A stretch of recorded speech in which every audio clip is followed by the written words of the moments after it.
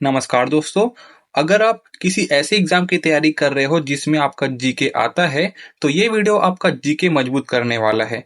जनसंख्या से हर एग्जाम में सवाल आते हैं और आज हम वही 30 सवाल लेकर आए हैं जो आपके एग्जाम में बार बार पूछे गए हैं। ठीक है, ये आपके भारतीय जनगणना के सबसे 30 महत्वपूर्ण प्रश्न हैं जो 100% एक्सपेक्टेड होंगे आपके एग्जाम के लिए। तो चलिए इसको शुरू करते हैं। दोस्तों, बहुत ही केयरफुल तरीके से देखना और साथ में नोट्स बनाते चलना, ये आपके लिए काफी हेल्पफुल है। आपके एग्जाम के लिए आप देख सकते हैं। ठीक है, देखिए पहले आपका भारत में पहली बार जनगणना कब कराई गई थी, ये पूछा गया है आपके एग्जाम में। ये 30 क्वेश्चन आपके एग्जाम में कहीं ना कहीं बार बार पूछे गए हैं, उसी को लिया गया है और इस 100% एक्सपेक्टेड है आपके एग्जाम के लिए। ठीक है, तो भारत में जो पहली बार जनगणना कराई गई थी वो 1872 में कराई गई थी। ये फैक्टेबल क्वेश्चन है, आप इसको याद रख सकते हैं। ऑप्शन नंबर बी के साथ हम सही चले जाएंगे। इन 30 क्वेश्चन को भी आप कर लेते हो ना, तो आपको जनगणना से संबंधित कोई भी और वीडियो देखने की जरूरत नहीं पड़ेगी। आपके लिए निचोड़ है पूरा। ठीक है, चलिए एक एक चीज को इसमें मैंने आपके लिए लिया है ताकि आपका क्लियर हो सके। पहली पूर्ण जनगणना किस वर्ष हुई थी बताइए। मैंने आपको एकदम डीपली इसमें क्वेश्चन लिया है। पहली पूर्ण, यहाँ पास पूछा गया पूर्ण जनसंख्या कब हुई थी, तो 1881 में हुई थी। ये आप याद में रखेंगे, ऑप्शन नंबर ए।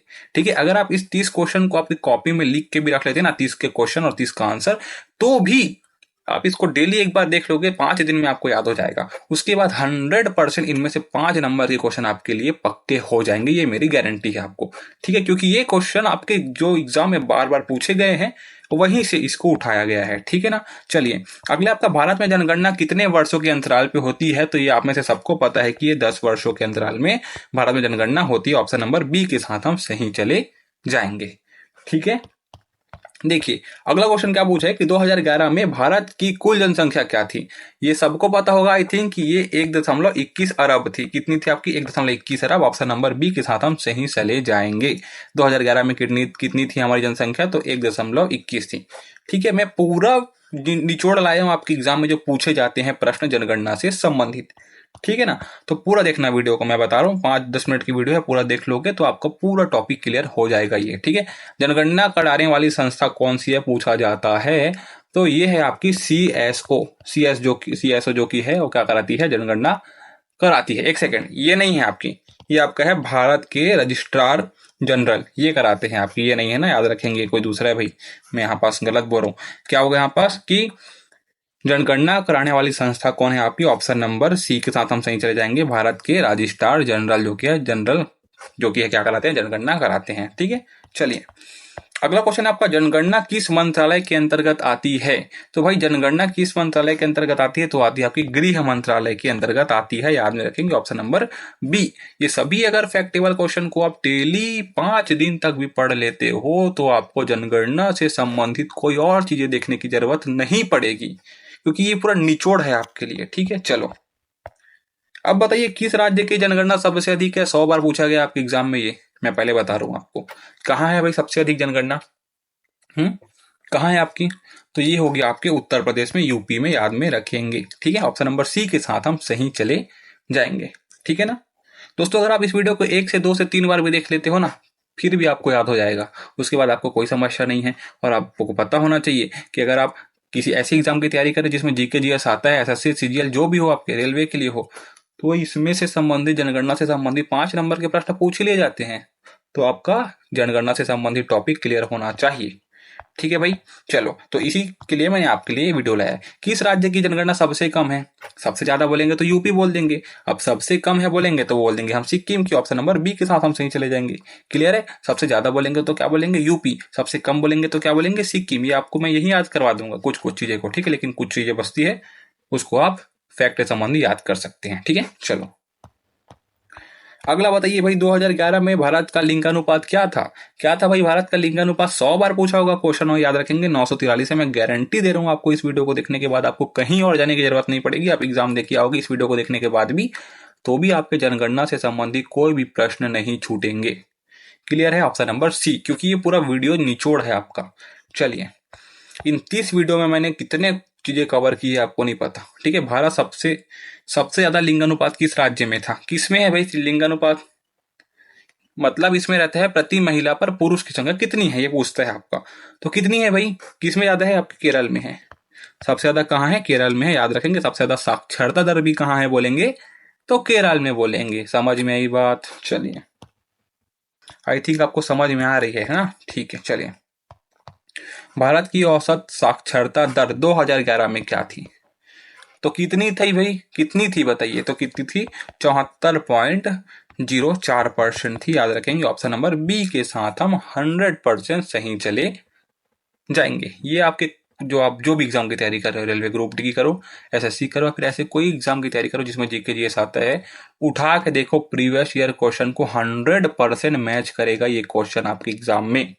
ठीक है, मैं इसीलिए बोल रहा हूँ कि चैनल को सब्सक्राइब कर लेना। मैं इंपॉर्टेंट चीजें आपके समय बचाने के लिए कराते रहता हूँ। ठीक है, चलिए क्वेश्चन नंबर 12 में आगे हम लोग और इतने इंपॉर्टेंट क्वेश्चन कर लिए हैं ना कि अभी भी देखने के बाद आप अपना जनगणना से संबंधित अगर मॉक भी लगाओगे ना, नंबर नहीं कटेंगे।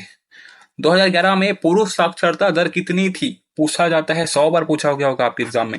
याद रखेंगे 82.14% थी आपकी 2011 में पुरुष साक्षरता दर। और क्या बोला मैंने कि भारत में सबसे ज्यादा साक्षरता दर कहाँ देखने को मिलेगी? तो वो देखने को मिलेगी आपकी केरल में। क्या करेंगे? याद में रखेंगे।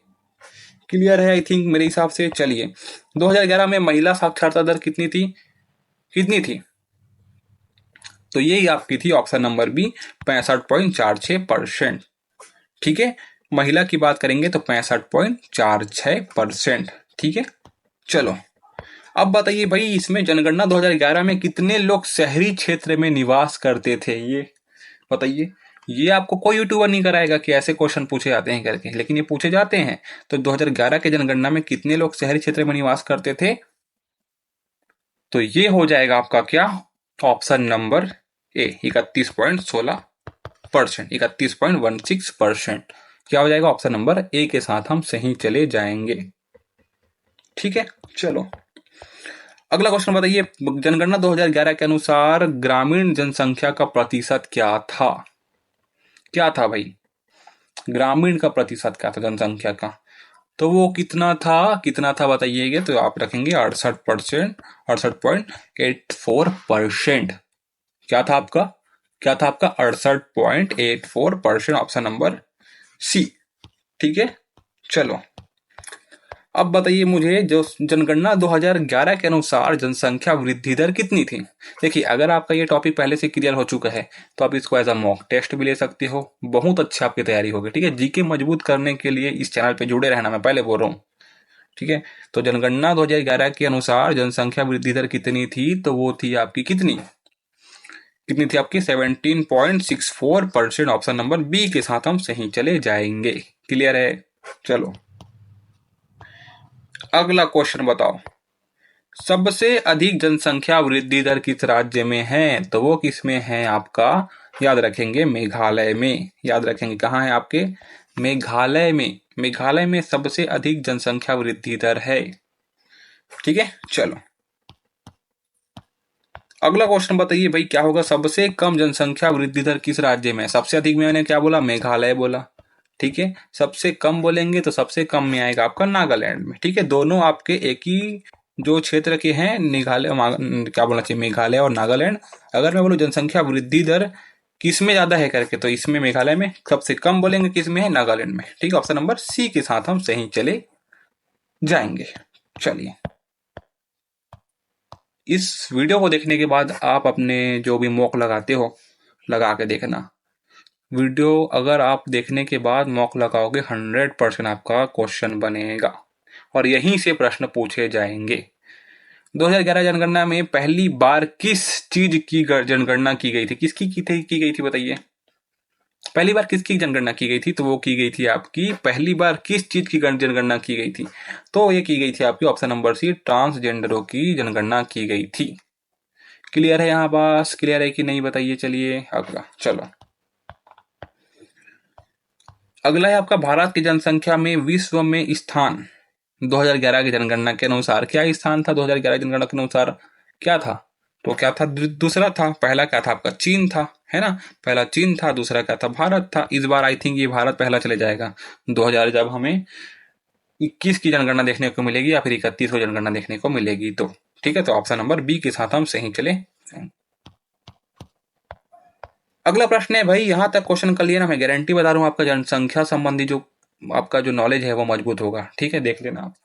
भारत में जनसंख्या घनत्व कितना है? 2011 जनगणना के अनुसार 100 बार पूछा गया है। Very very very very important लगा कर रखना इस टॉपिक को, लिख देना। और कि भारत में जनसंख्या घनत्व 2011 जनगणना के अनुसार कितना है?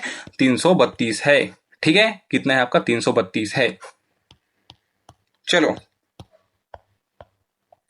ये बताइए, सबसे अधिक जनसंख्या घनत्व किस राज्य में था? सबसे अधिक बोलेंगे जनसंख्या घनत्व वाला राज्य, तो सबसे अधिक जनसंख्या घनत्व वाला राज्य है आपका बिहार। जनसंख्या घनत्व की बात करेगा तब हम बोलेंगे बिहार। सबसे ज्यादा जनसंख्या किस में है तो बोलेंगे यूपी। दोनों में क्लियर डिफरेंट है, याद रखेंगे। जनसंख्या घनत्व की बात करेगा कि सबसे अधिक जनसंख्या घनत्व किस राज्य में है, तो वो हम बोलेंगे बिहार। क्या बोलेंगे हम? बिहार।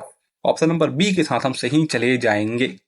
क्लियर है यहाँ पास? चलिए क्वेश्चन नंबर 23 बोलता है सबसे कम जनसंख्या घनत्व वाला किस राज्य है? तो याद रखेंगे, सबको पता है यार, सबसे अधिक बोलेंगे तो बिहार हम बोल देंगे। अगर आपको सबसे कम बोला गया तो क्या बोलोगे आप? अरुणाचल प्रदेश, एपी बोलोगे, है ना। याद रखेंगे, सबसे कम बोलेंगे तो अरुणाचल प्रदेश में जनसंख्या घनत्व है। ठीक है, मैं क्या बोल रहा हूँ आप चीज को, इसको फैक्ट संबंधी लिख के भी रख देना 30 में से 30 को। कोई दिक्कत, कोई समस्या नहीं होगी आपको एग्जाम में जनसंख्या संबंधी में। इसलिए बोल रहा हूँ कि मैं इंपॉर्टेंट टॉपिक आपकी एग्जाम के लिए करवाता हूँ। चैनल को सब्सक्राइब कर लिए रहना। नदिया हो गया, जो भी ट्रिक होती है मैं सबको बता देता हूँ जिससे आपका भला हो सके। ठीक है, चलो अब मुझे बताइए, जनगणना 2021 का विषय क्या प्रस्तावित था? हाउ, क्या पूछ रहा है? कितना कितना? मैं 100 बार इसको लिख सकता हूँ। ये इतना पूछा गया आपके एग्जाम में कि 2011 जनगणना के विषय क्या था, क्या प्रस्तावित किया गया था? क्या किया गया था भाई? लोगों की गिनती, राष्ट्र की योजना, यही था आपका विषय। क्या था? लोगों की गिनती, राष्ट्र की योजना। किस ऑप्शन में है? ऑप्शन नंबर डी में है। ऑप्शन नंबर डी में है, तो आंसर नंबर क्या होगा? 24 का डी हो जाएगा। ठीक है दोस्तों, अगर आप सही में जीके मजबूत बनना चाहते हो तो देखिए, थ्योरी एकदम ज्यादा मत पढ़िए, क्योंकि वाइड सिलेबस है, बहुत ज्यादा वाइड है। मैं पहले बता रहा हूँ, इतना ज्यादा पढ़ोगे क्या मतलब होगा। मैं बोलता हूँ ट्रिक देखिए, जो इंपॉर्टेंट क्वेश्चन है उसको देखिए और अपने लाइफ में आगे बढ़िए। ठीक है, भारत की जनगणना प्रक्रिया कितने चरणों में होती है? 100 बार पूछा गया आपके एग्जाम में, कहीं ना कहीं याद में रखेंगे। 2 चरणों में होती है, ये तो आपको भी पता है यार। कितने चरणों में होती है? 2 चरणों में होती है, तो ऑप्शन नंबर बी के साथ हम सही चले जाएंगे। ठीक है ना। चलो अब बताइए, 26 नंबर का क्वेश्चन है, जनगणना 2011 में वरिष्ठ नागरिकों की संख्या लगभग कितनी थी? अब वरिष्ठ नागरिकों की संख्या पूछा जाएगा तो क्या लिखेंगे हम? ऑप्शन नंबर कहाँ जाएंगे बताओ? यहां पे जाएंगे। ये इसको याद करना है, ये भूलेगा नहीं, ये चीजें आपकी बदलेगी नहीं, यही पूछा जाएगा। जनगणना 2011 में वरिष्ठ नागरिकों की संख्या लगभग कितनी थी? तो लगभग पूछ लिया तो 8.6% के आसपास आएगा, 8.6 करोड़। ठीक है, ऑप्शन नंबर सी में हम सही चले जाएंगे। वीडियो इतनी लेट हो गई है, आपको अभी वीडियो मजा आ रहा है तो वीडियो को लाइक कर देना। लाइक नहीं करते हो आप, लाइक करने में क्या जाता है आपको पता नहीं मुझे। ठीक है, चलिए कौन सा राज्य सबसे अधिक शहरीकृत था? कौन सा था बताइए? तो ये याद रखेंगे, क्या रहेगा आपका? दिल्ली। ये सबको पता है यार, दिल्ली जो कि है बहुत जबरदस्त शहर है, शहरीकृत शहर है। तो याद रखेंगे, दिल्ली राज्य को हम शहरीकृत के नाम से जानेंगे सबसे अधिक। ठीक है, चलो ये बताओ भाई, 2011 जनगणना की कितनी भाषा सूचीबद्ध की गई?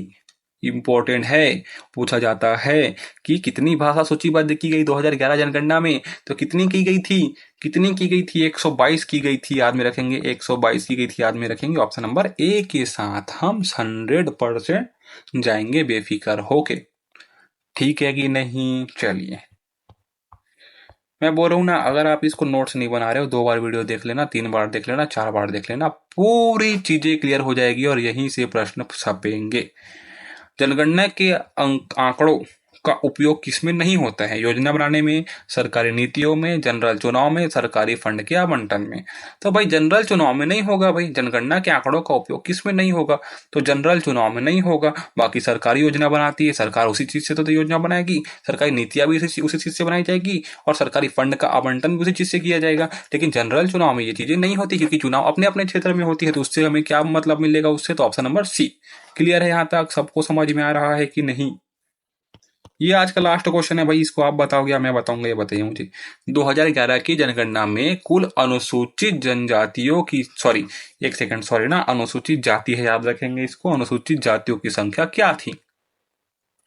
क्या थी भाई, ये भी पूछा गया है। तो ये आपकी थी 16.6%, जो कि क्या थी, 2011 जनगणना के अनुसार अनुसूचित जाति की थी। ठीक है, ऑप्शन नंबर ए के साथ हम सही चले जाएंगे। तो चलिए आज के लिए बस इतना ही। मैं मिलता हूँ आपको ऐसे ही इंपॉर्टेंट टॉपिक के साथ। चैनल पे बने रहना, आपको काफी हेल्पफुल संबंधी क्या मिलेंगे, आपको मिलेंगे। ठीक है, चलिए।